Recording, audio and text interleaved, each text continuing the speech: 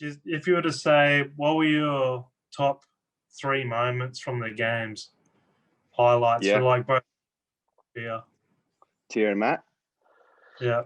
Okay, so this is no particular order. I have reflected a lot on it. Certainly event one for the both of them. Not the last push jerk. I won't say that because that was, yeah, we saw that.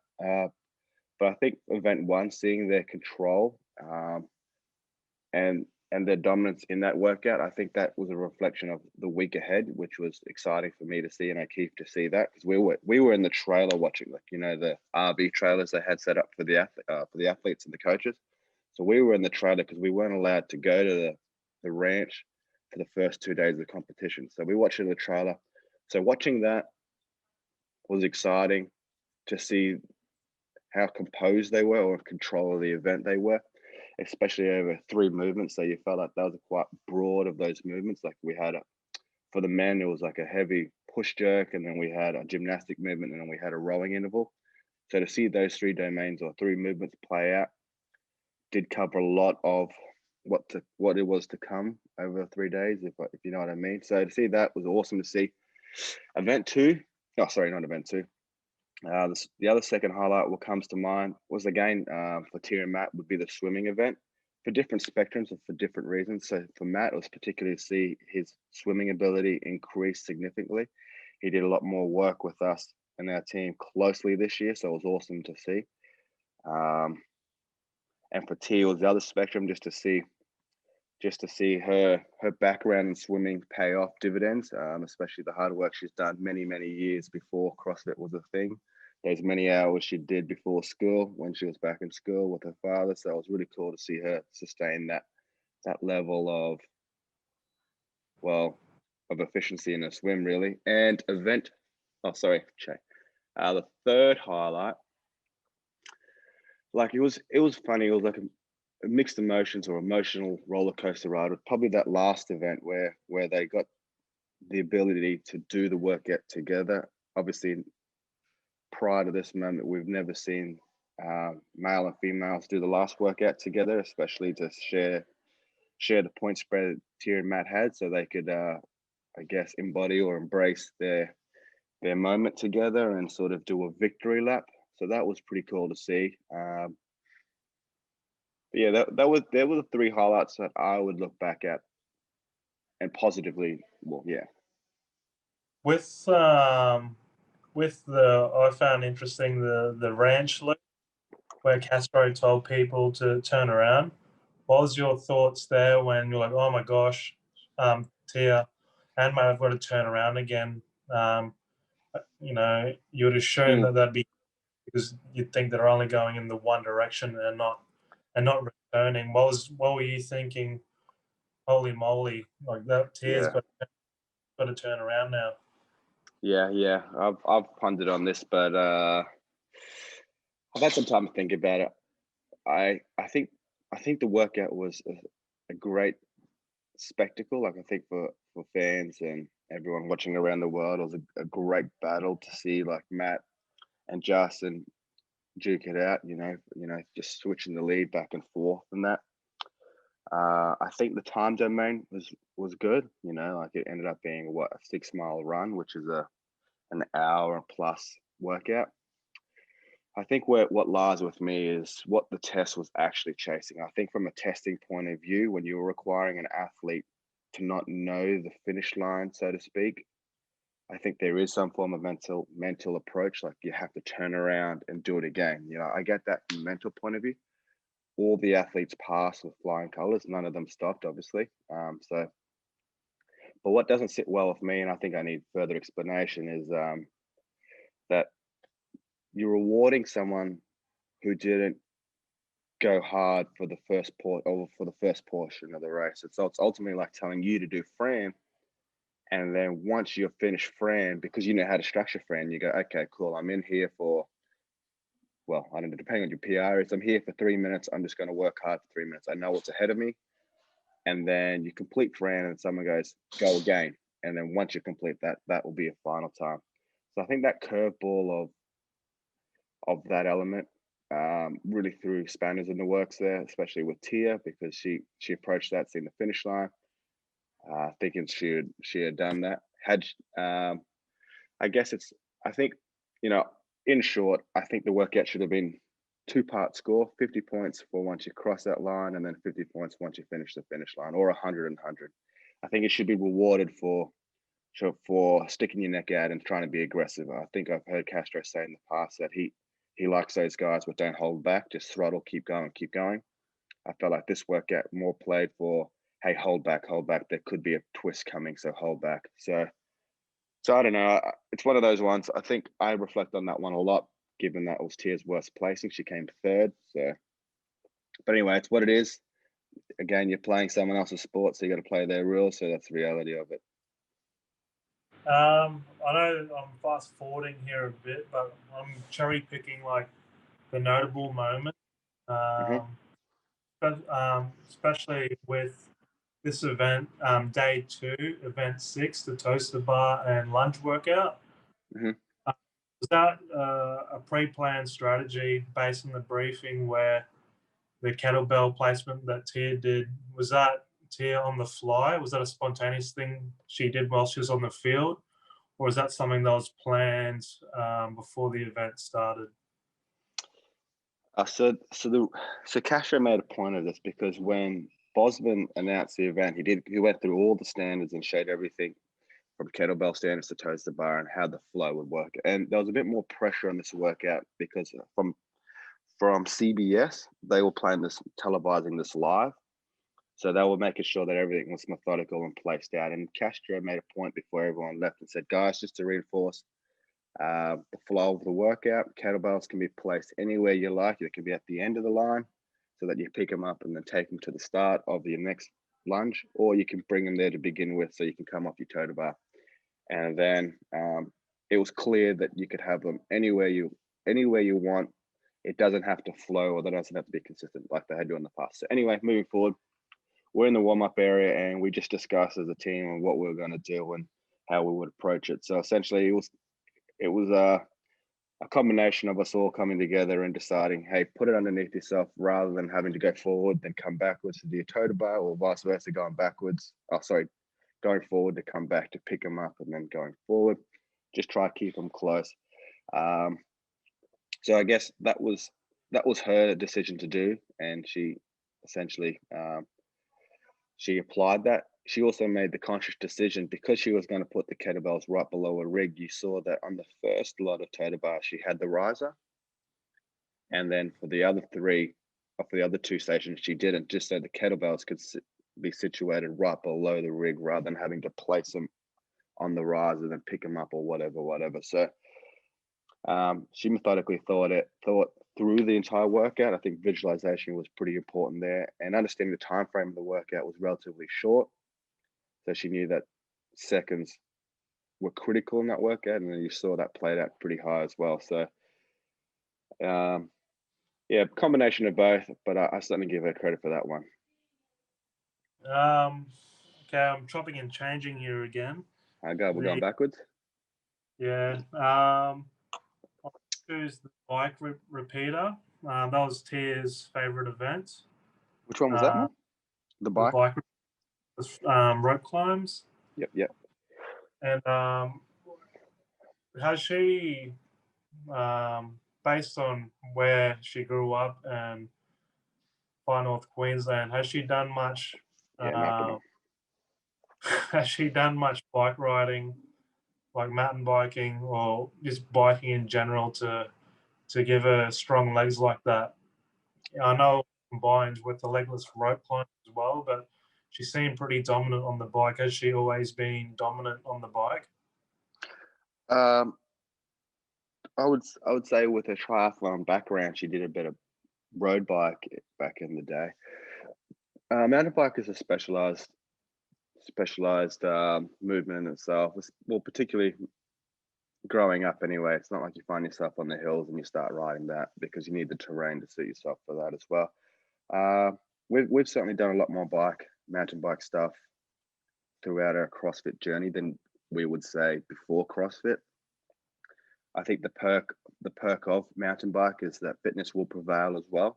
So having a good foundation in your legs will allow you to ride. I think you just got to pick up those skills and tricks to maneuver or understand the paths or placement of your bike when you're on the terrain. I would say it's hard. We've done a lot more. We've done a lot more since being a part of CrossFit. It is one of those workouts though. It's like there isn't much separation really, like because it's the mountain bike, like the rope climb isn't difficult at all. Like it did pay a toll towards the back end, so it was very important to be efficient through them. But yeah, you're right. Like transitions on that mountain bike and holding that high effort certainly did pay off, I guess. So yeah, it was a good workout to watch. Yeah. I know we touched on this very talented the swim event. I know Tia, like being Aussie, you're meant the average person's a good, decent swimmer, but Tia seems to be the next level from that. Knowing that Tia is a good swimmer, what was your strategy in that event? I think the event was called Swim and Stuff. Yeah, yeah. So first of all, I thought leading into this weekend, once they announced that there was a pool, or when you saw Christy jump into the pool, Yeah, and I saw that it was a 50, I thought, great, this would be a great pure swim workout, like dominant swim workout where, I don't know, for instance, I thought it was going to be like a 500-meter time, swim workout. So when Castro, flipped it on its head and made it 4 intervals with only 50-meter swim, that really caught me off guard, because logistically to set up a pool event and only utilize it for that small margin or that small of the workout really threw me off. So knowing that it was just a small swim and basing it off the field, I wasn't concerned, not concerned at all. I wouldn't say that's the right word, but I wasn't anticipating it not to be that much of a factor, if that makes sense. So the original strategy was, obviously, because it started in the assault bike, you start with the assault bike and you want to go to a sub-max effort. I think Tia was, as you saw, Tia was certainly on the sub-max side rather than the max side of the assault bike, because she came off the assault bike last. Fortunately enough, it led straight to the pool, which was, in hindsight, a very confident element, because if she had started heavy on the assault bike, she wouldn't know the lead or what she needed to do, like effort-wise in the pool, to push or slow down. So I think that allowed her to enter the pool aggressively and understanding the capabilities of both. Like, okay, cool.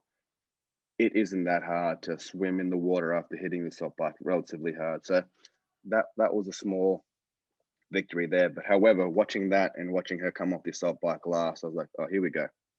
This could get interesting. But sure enough, she pulled off the swim. So the swim ended up being a very critical part for her. That medicine ball or that slam ball ended up being very slippery for a lot of athletes. So when they'll bring it above their head, it was just sliding within their hands. Even that GHD, because you're wet, I don't know if you heard, but when you're wet, you stick into the pad a lot more. So you're not even getting that, that bounce or that movement or that, because there's a lot more friction or contact with the wetness. So you're not snappy on the GHDs. But yeah, it was good to see her in the pool and just be comfortable. Okay, the last event, Atlanta. What input did you have there? Because there's a lot of discussion. Okay, it's you got one side, you got the females, the other, you got the males. What was the discussion there? Like, were you like, okay, well, this is the last event. We got a buffer zone there in our points. Where you're like, let's just coast this last one and enjoy the last event together. And he talk us through when Tia and Matt held their, pretty much fist pumped together over the finish. How did that come about? Yeah. So again, we got together and we just discussed about it and talked about how they wanted to finish the year off. I think you have to rewind it back and understand this season was the longest season there ever been at the CrossFit Games. Like it was over 12 months worth of games experience or training for. Essentially, for these guys, it's actually longer than 12 months because they're chasing their legacy. For Matt, he's chasing his 5th title, Tia chasing their 4th. This legacy carried on for many, many years. So to see them be in a position where they could finish the games their way was monumental in itself. Like it's not often in sport the athletes has full control and they can do whatever they want on the final day. You know, like it's almost like the Tour de France where they get to sip on champagne on that final day leading into Paris. So that was a discussion we had early on before warm up, just deciding what they wanted to do and how they wanted it to go through it. And essentially, they came to a team decision like, let's just do it together. Let's just embrace it, enjoy it. Let's complete it, and let's complete it the way we want to. Yeah, so they decided to do that. It was awesome to watch, and then when they're coming over the finish line, that was certainly on them. They decided to do that. I think Matt was saying at the end of it that Tia grabbed his hand too early. Like it looked like they were skipping towards the finish line rather than cheering at the last second. So yeah, so it was, that was pretty funny. But yeah, it was good. It was awesome to watch. But Keith and I and Sammy, we watched that one. It was surreal. Like again for us, it was just awesome to see them have full control and celebrate it the way they wanted to. Yeah. For like when it all hitches, when you got the medals and all that, and you were in the group, what were you guys talking about there? Because I remember seeing a photo of Sammy looking at you, and you're looking like 45 degrees to like everyone in that group. What was in that? What was in that discussion there? Like that, what was the conversations that you were having with those guys? Yeah, they're the cool moments. I think they're the moments you hold on to for a long time. But I think it was a lot of celebration of like, you know, we did it. It's awesome. It's over. Or you know, like it just celebrating and cheering the season we had. I think it's crazy because when you in the process, you understand that you appreciate it. You understand the depth that they go to day in day out for this particular weekend. I think it's very hard to grasp as a fan where you're just sitting back and you just watch them compete on Friday all through the Sunday. But for our perspective and everyone involved in the team, it's day in, day out. It's the small decisions they make every day for that particular moment will build to that point of view. And for examples of that is when we're watching a movies, they're not completely relaxing. They're deciding to sit on the floor and roll out or mobilize or stretch, you know. And it's other decisions like making the right food selection, going to bed at that particular hour to create a better day for training the next day. It's those small decisions day in, day out. Or particularly, I always think about those rowing intervals, late at night, cold, early morning starts where we're doing rowing intervals where it's not sexy. It's not the CrossFit stuff of doing the Fran and, you know, all those fun Cindy stuff.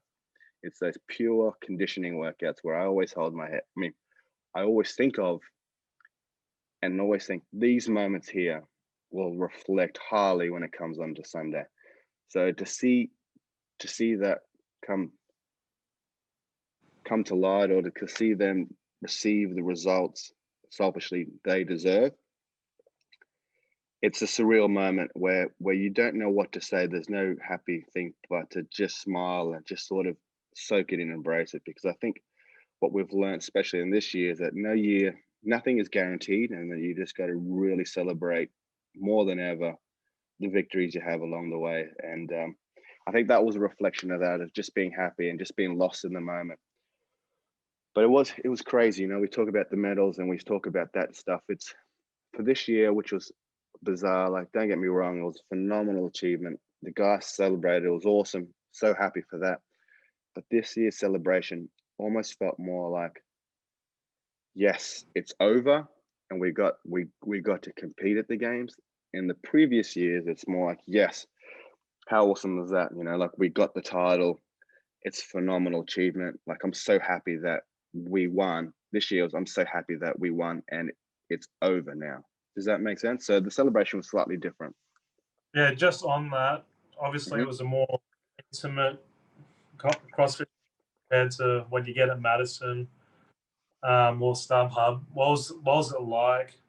Just like it would have been no music or anything like that. It would have been pretty much quiet for the most part. What was that experience like? Just more intimate and like I guess just a lot more quieter than your Yeah, previous game.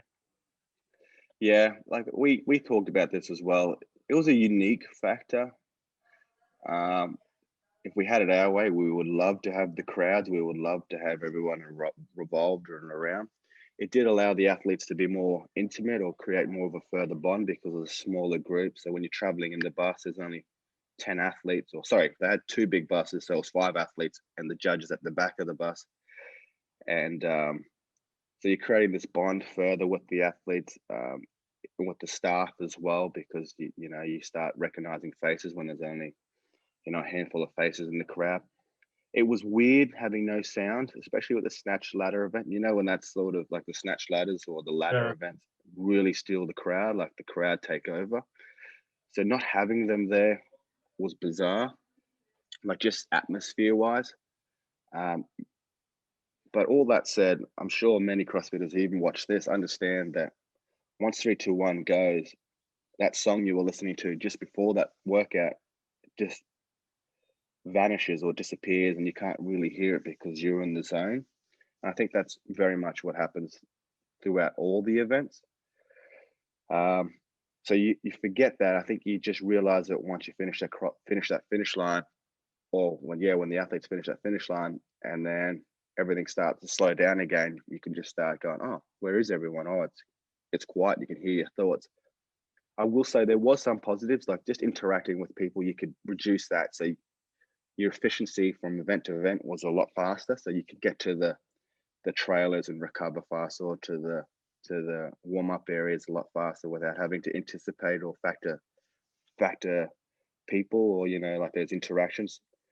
Um, yeah, so there was some pros, but there was a lot more cons. So, but we had it our way. We'd love to see the crowds back, and hopefully 2021 we'll get them. So the celebrations of that day was done. You woke up the next day, I'm assuming pretty late, or was it just like another morning? Like, was it Yeah. like was Yes. there media Oh, sorry. obligations? You go. Was there like media obligations you had to do and Yeah. stuff like Yeah. that? Be casual morning, like it was like a non-eventful morning kind of thing. Yeah. So every year has played out differently, but the one thing that's pretty consistent is that Tia doesn't sleep after CrossFit Games. She's always up until late. She'll do everything that she's neglected. I don't know what that means because I'm asleep. But she's probably up until maybe 2:30, 3:30 in the morning. She'll stay up till then. Hey. So this one was no different. I normally go to bed pretty early. It's not the celebration of go to after party, get drunk, and then not and then see the break of dawn. No, it's quite different. You're exhausted, or you've had your fulfillment of like being with people. You just want to now decompress and stay away from the loud music. Just want to just chill and have that small group around, like last year when you were there as well. This The next day, waking up, there was a commitment that we had to go to HQ and start shooting or filming for or interviewing for the 2020 CrossFit documentary games. Did I butcher that? Well, this year's games video. So that I think that's going ahead. So I'm excited to see how that plays out. So we had interviews there with Heber and Mars, and that was a full day in itself. We had commitments and interviews throughout the day, so it was almost like catch up because we didn't get to do it throughout the event. We sort of just paused it after the games and then came back to it all. Yeah. So it was awesome. Yeah.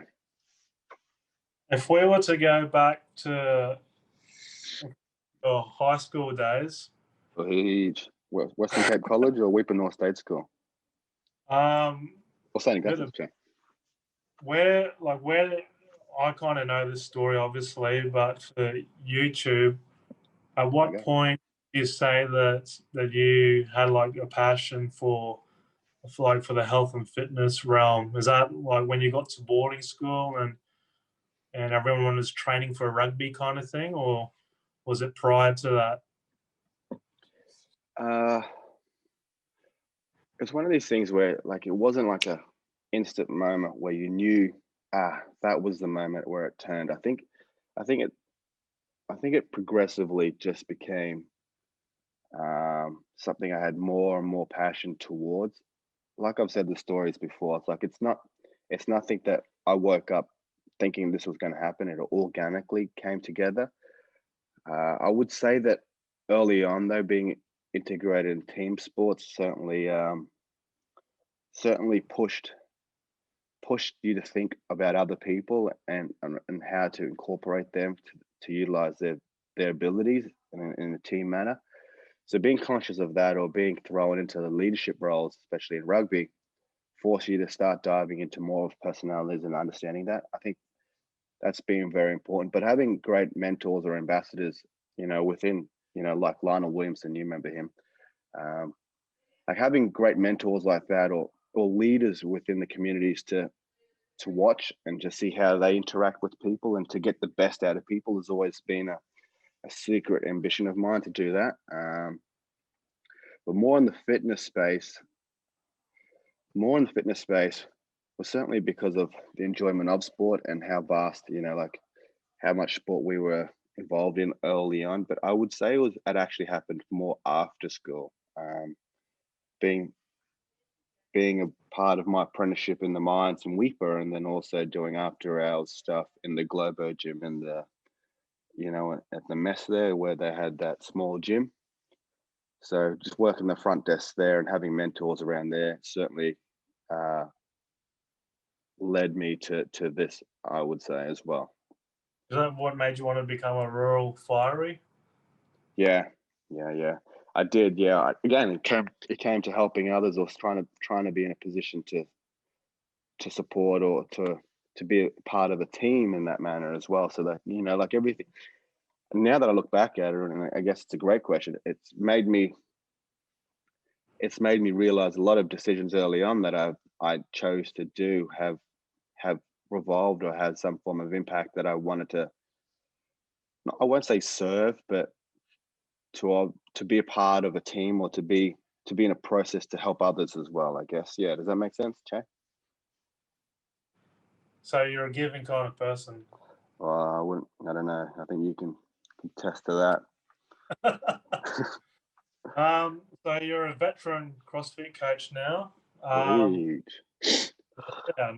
What are the main ingredients that what attributes that you need from an athlete that will take them to the podium? What are the key ingredients that you look for uh, from an athlete who wants to not participate, get to the games, to be on that podium? Yeah. Great question. I think that there's many ways to find greatness. Like characteristic wise. But some of the ones that stand out to me is commitment. I think commitment is obviously is a major pillar. Like you've got to be committed.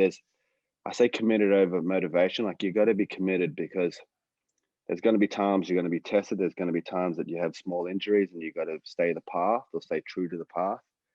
So commitment is very important. Communication is a big element as well.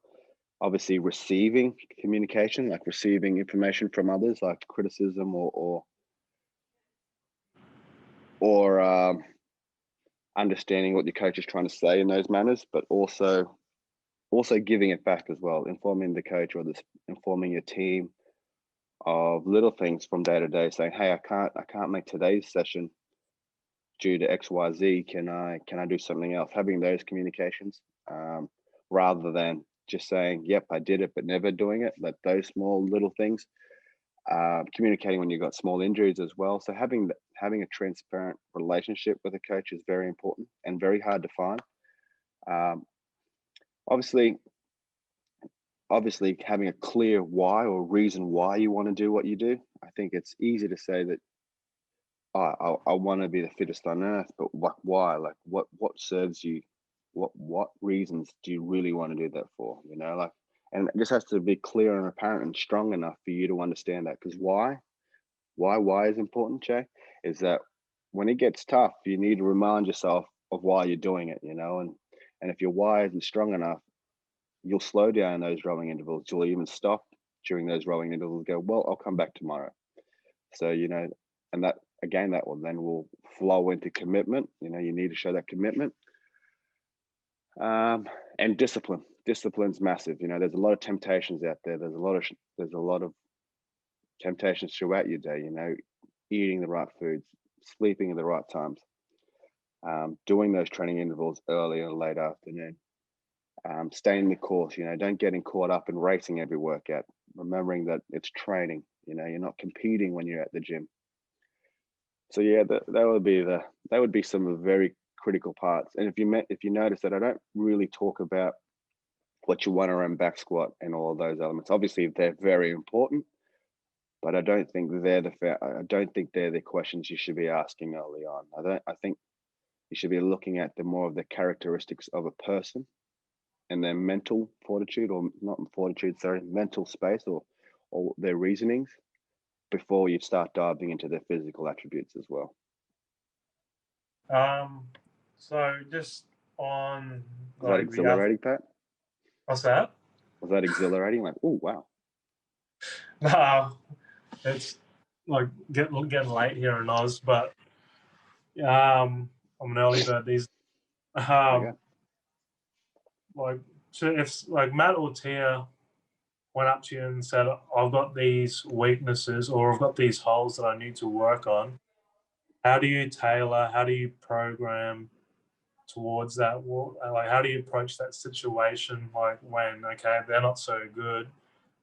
Do you focus within that week straight away on that weakness or that little hole that they may have, or do you just gradually build into something with your program?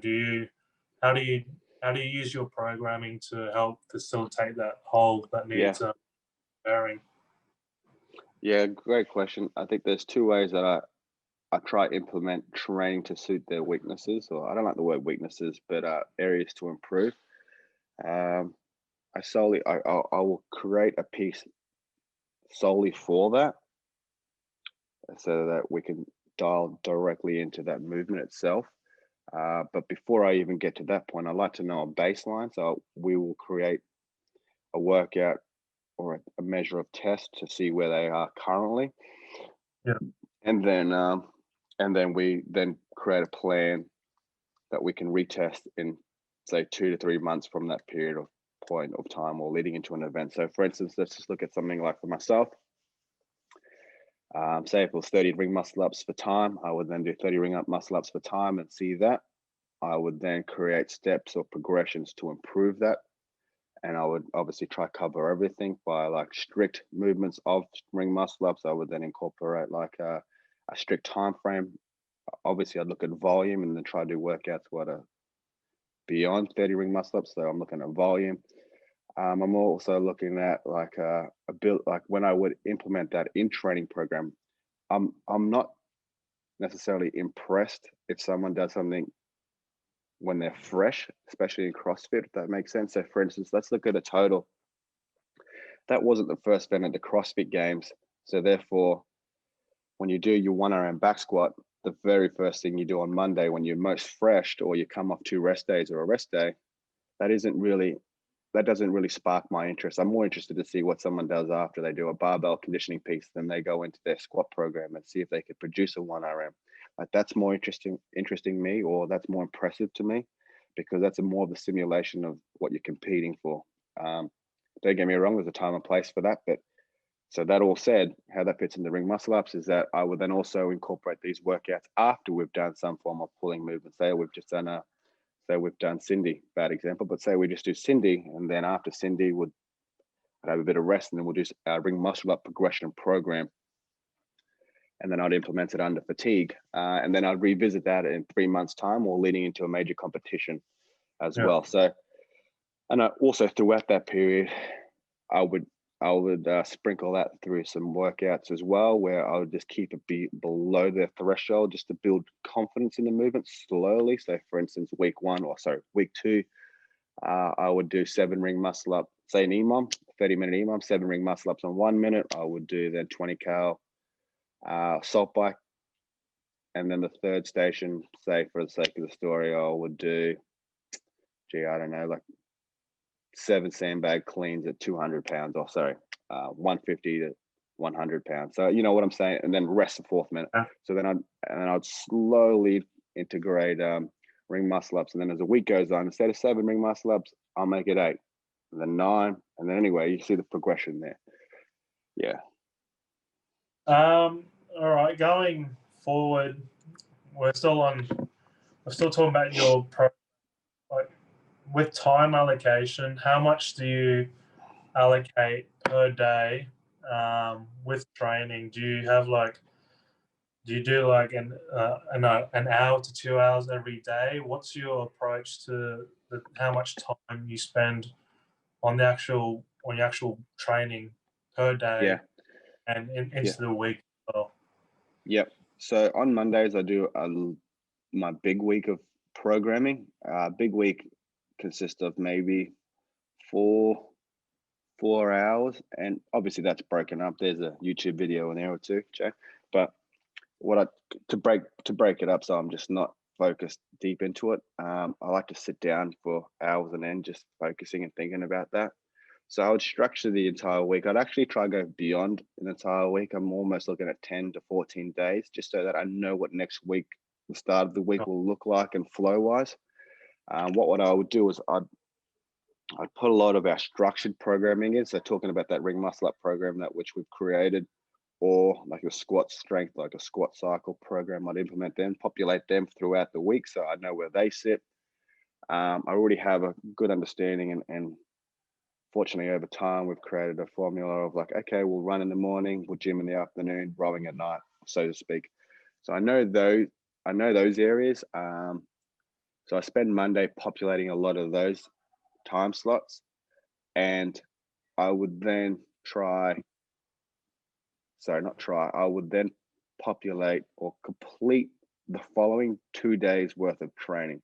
So for instance, let's talk about, say it's Monday, I would program fully Tuesday and Wednesday, and Thursday and onwards would be, I would say 75, 80% complete. Tuesday would be 100% complete, and Wednesday would be about 90, 95% complete. The reason why it's not completed for an entire week is because things change, or sometimes I don't comprehend, or I didn't see some factors coming in. So for instance, again, to talk about Cindy, say we did Cindy and then ring muscle ups in that same day. Yeah. Either their legs are more sore than I anticipated, they got a better score by a lot more, or that the lats are blown from from the pull-ups and the ring muscle ups. And then that way I can still change slightly, go, okay, I'll remove this strict pull-up workout on Wednesday, and I'll put in bench press, just so I can let the lats recover a little bit more, and then I'll implement that later in the week. And then how I would look at Tuesdays or Wednesdays programming, I will sit there and do it as long as it takes. So that can be from 30 minutes, that can be from an hour, hour and a half, especially with our online platform as well, with Proven. That's going not gangbusters, but it's certainly getting a lot more clients day in, day out these days, which is awesome. I'm spending a lot more time on both platforms now, trying to populate it and work on both of them, which is awesome to see. It's becoming a lot more involved, which I love. I like looking at the numbers and the data as well. But I make sure that how much time do you spend on programming? So like when you wake up, do you just hit the laptop and program away? Like, what's the process there? Yeah, so I try to get up pretty early. Again, I say pretty early because it will vary depending on the night. But I get up pretty early. I'll get up certainly before Tia, and I'll try to crack away on the laptop just so that she doesn't have to. So when she wakes up and she goes through her routine, I can be involved if it requires us to go to the gym early. That way I Yep. get that stuff done. I can then focus on the day and be present for the coaching point of view on a practical sense. But for programming in the morning, honestly, for the most, if I had to do an average throughout the whole week, I would just, because I set myself up for success on Monday, I would probably average 45 minutes on that. Why 45 is because I probably spend 20 minutes looking over the day. And as the days go on, it'll probably slowly increase by 5-10 minutes each day. And before you know it, like I'm looking at it at 45 minutes, because towards the back end, I'm trying to set myself easy up for a good Monday. So I have a lot of things in place. And when I'm talking about that, like I'm writing notes on my book or on my phone when I'm at the gym, just thinking of ideas or what I notice that we can work on, or combinations of movements that I can help the guys with, or suggestions that they both bring up to me. I write them in my phone or in the book, and then I'll put them in a notes file on the laptop, and then I'll revisit them the next day. So we've spoken about games, athletes, and that. This is more so early development. Here's a hypothetical: if if a parent came to you, or someone that's in their early teens, that say, "Hey Shane, what sports do you think would be good to help complement me?" This could be a real situation. Which sports do you think would help complement me, like to aid with CrossFit, as I want to become more competitive with the sport? Yeah, again, great question. We're finding this question a lot more these days, even particularly with parents. Actually, early on, what I say early on, I'd say maybe 2 or 3 years ago, this was a very popular question with, you know, the younger generation DMing or messaging you or emailing. These days, parents are asking these questions, and I think that's fascinating in itself. The answer to that question, I think, being diverse. Like if you look at a lot of the successful athletes, particularly with women, gymnastics has been a very focal or a very defined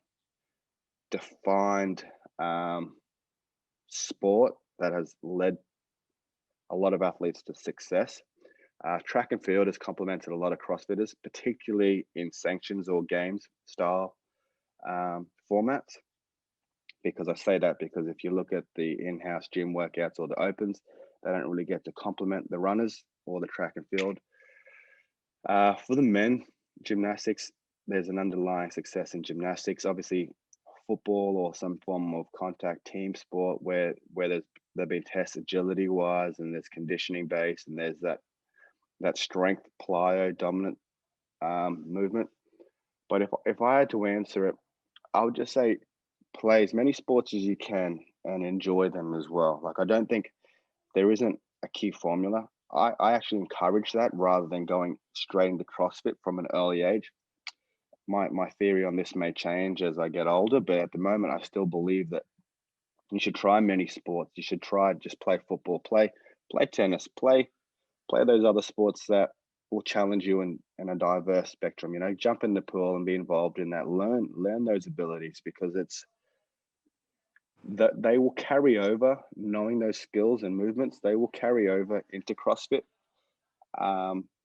Because CrossFit at the moment, we spend a lot of time in this lateral plane or this frontal plane here, where we're very quad dominant, and even our shoulders, we're very dominant in the fronts of our shoulders. So we want to start playing in unilateral planes where we're starting to shift or move left to right like a tennis player would. We want to swim more, where we're uncomfortable, we're breathing underwater, that breathing component, which is a bit difficult. We want to be submerged in other environments like rugby, where you're sort of constantly thinking about 360 rather than just the barbell ahead, or so to speak, looking forward. You want to be thinking about those things, especially like Aussie rules, where you're thinking about everything. You're bouncing a football, you're kicking, and you're using that sorry, I've just had a blank as well. Your agility factor of your accuracy in kicking and other elements as well. So I think playing many sports will only complement you, and integrating CrossFit slowly, understanding the fundamentals, will certainly pay off as well. Great answer, Shane. Thanks, Pat. I've been working on it. Yeah. What's the future plans for Proven? What's Hmm. the latest developments that are coming out of that, and where do you hope to take it going into next year? Yeah, I like this one because I've been thinking a lot about this question myself. And so recently we have put on two guys part time. I say part time because I want to make them full time. They're just transitioning into that period, and they're also looking for another coach to help me closer. We're looking at trying to increase our competitive game or create a larger pool of athletes for the competitive space. So we're playing around with that and seeing how that can work as a group. Like I'm trying to find out where they would be placed, or sorry, not where they would be placed, but how we can maximize their skills as well as them utilize us as a resource as well. So we're trying to find Uh, out how we could do that. so just to take the load off you, like so, Yeah, like competition, competition time, you're not as stressed. If you want to put it like that, because at the end of the day, we are human. yeah, yeah. I do.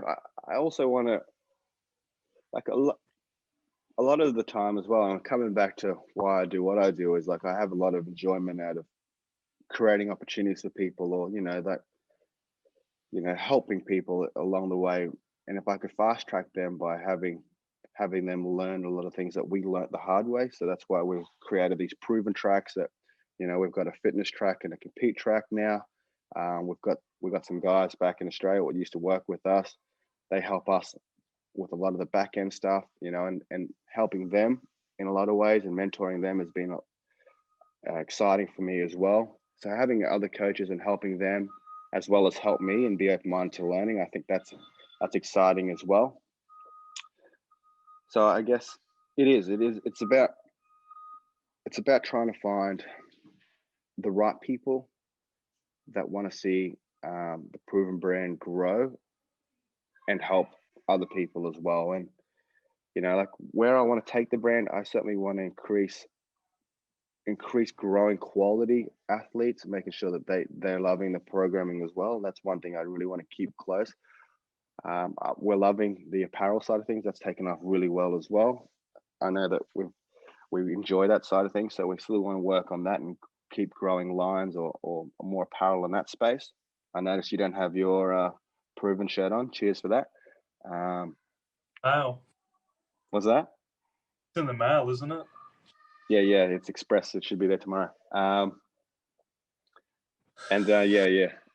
yeah. So yeah, we're excited to see where it goes. But again, I'm very focused on 2021 and how I can help serve our team as well and be a part of that. We've got a lot of running around to do. I know we can't announce too much. I know you know a lot about it, but we're going to we're actually in Boston to try and get a short-term visa to go overseas. Hopefully that plays out, and we'll share more information on that once it comes to light a bit more. But yeah, so that's why I need some people on the ground to help us out as well.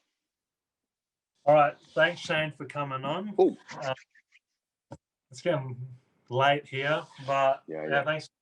I don't know. It took me ages to set Zoom up on phone. Turns out Zoom's different to desktop. Yeah, you've actually got to pay for the mobile app. Crazy. Ooh. Yeah. What about you? When are you? I want to know before you hang up. When are you going back into the CrossFit gym? Monday. Oh, which Monday? This Monday coming. I can see it. But yeah, just here in Perth. So You want to say hello to Pat? Hey, Patty. hello. Yeah. I can't hear. He said hello. Hey. Talk to you later. Hey. Can you hear me? What's that? He's going for a drive. Yeah, we're going to cut some fat laps around. Where are we? Newport. Rhode Island. See All right, guys. Enjoy your drive. Right, Pat. Peace out. Peace. Take care. Oh. Shane's out, Z. Butter.